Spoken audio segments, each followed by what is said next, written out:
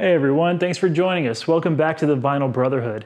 So there is this new band that is taking the world by storm. You may have heard of them. They're called Black Country New Road. I picked up one of their records the other day and I have a few thoughts about it that I'd like to share with you. So grab a hot drink, get comfortable, and we'll get started here momentarily.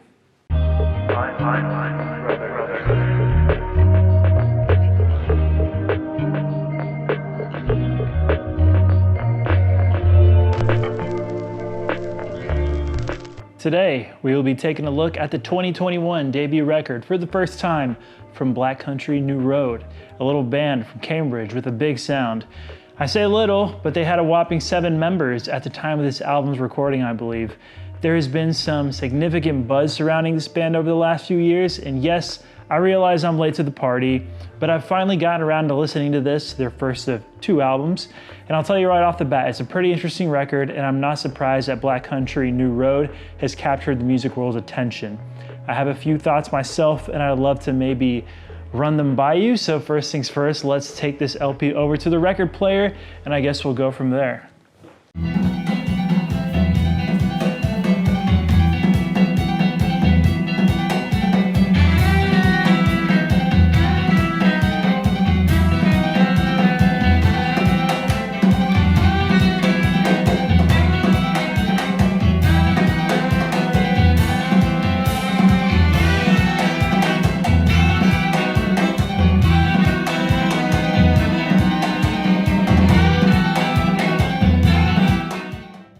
Let's take a look at the album artwork.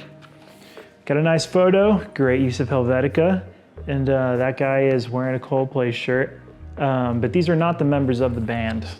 We do have a large booklet here, high-res photography, very nice thing to include, a lot of great photos, just random young people, not the band necessarily. Ooh, I like this one. Classic basketball shoe right there. Yeah, so Black Country New Road released this album way back in the February of 2021. I know it feels like yesterday, but a lot has actually happened since then.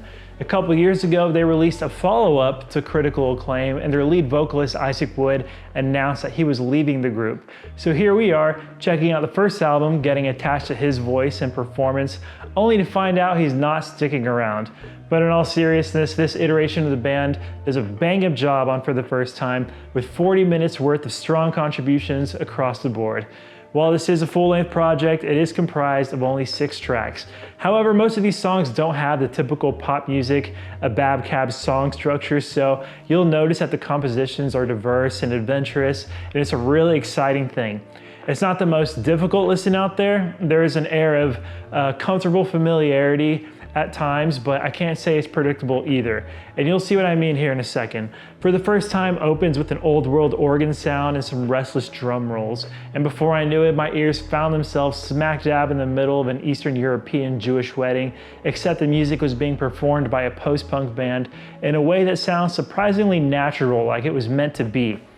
The song crescendos to this boisterous and quite remarkable moment that had me asking myself, what am I getting myself into? What even is this band? And you too may be finding yourself with perked up ears and raised eyebrows at this point. And so begins track 2, Athens, France, a song about insecurity that sweeps back and forth between cheeky post-rock riffage and washy indie rock textures. Surely you're familiar with the band Slint from the early 90s. Got their album right there.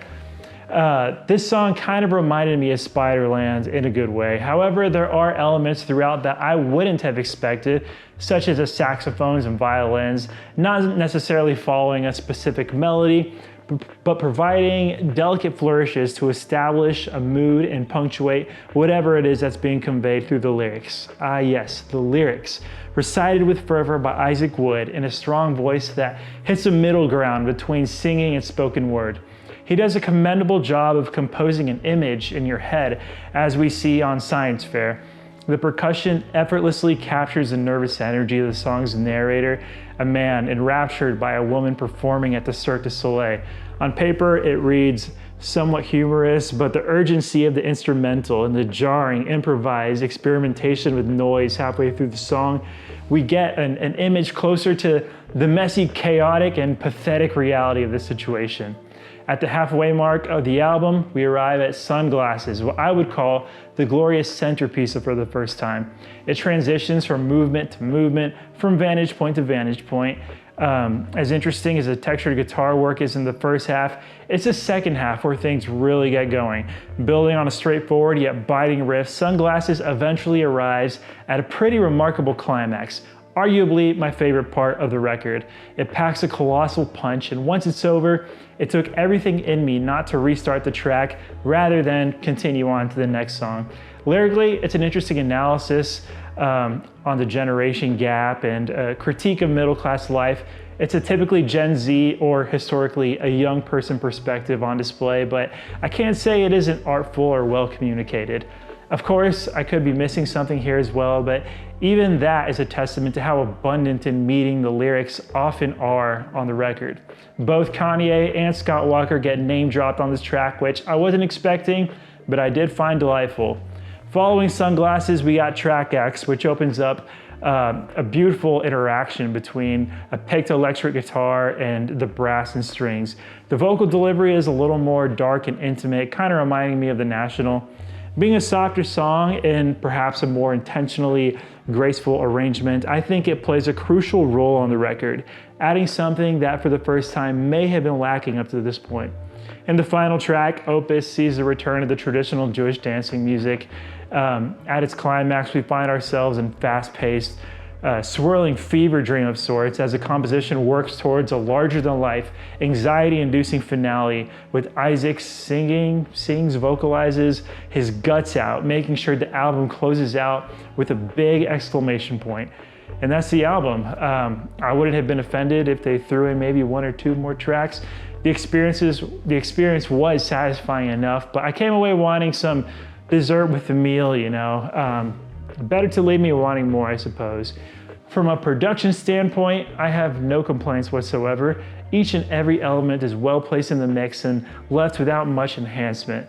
The performances are tight, but there are a handful of passages where they let themselves play a little more loosely and imperfect, which go a long way in adding to the unique charm of these songs.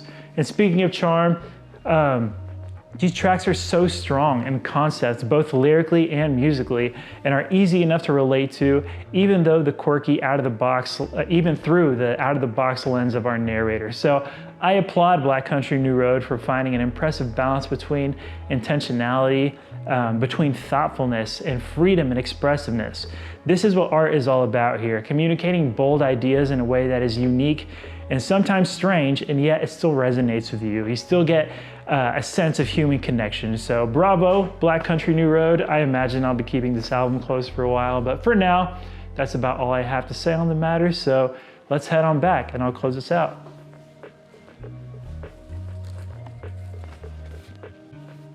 And there you have it, folks.